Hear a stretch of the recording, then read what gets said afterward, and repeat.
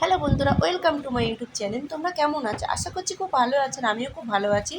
আর সবাইকে জানাই শুভ বুদ্ধ পূর্ণিমা, শুভেচ্ছা ও ভালোবাসা। তা আজ বুদ্ধ পূর্ণিমা, সেই জন্য সকালে উঠে বাসি কাজবাজ সব সেরে নিয়ে ঠাকুর ঘরে সকাল সকাল চলে এলাম।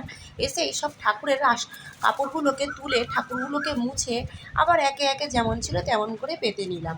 নিয়ে দেখো, আর আমার পেতলো ঠাকুর তো বলতেই এই যে মা লক্ষ্মী, যা এনাকে আমি মাঘী পূর্ণিমায় নিয়ে এসেছিলাম বাড়িতে। তাই এনাকে মানে এনার বৃহস্পতিবার দিনকে ভালো করে গা হাত পাগুলো মুছিয়ে আর ড্রেসটা চেঞ্জ করে দিই। প্রত্যেক বৃহস্পতিবার আমি এটা করে থাকি।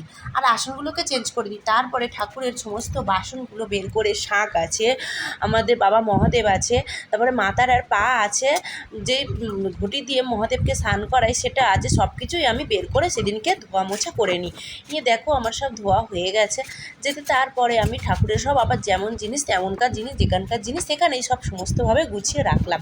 তারপরে রেখে দিয়ে তারপরে ফুল নিয়ে আবার ঠাকুরকে এই যে ভালো করে সাজিয়ে নেবো আমি। তা আজকের ব্লগটা তোমরা দেখতে থেকো আর আমার সঙ্গে থেকো।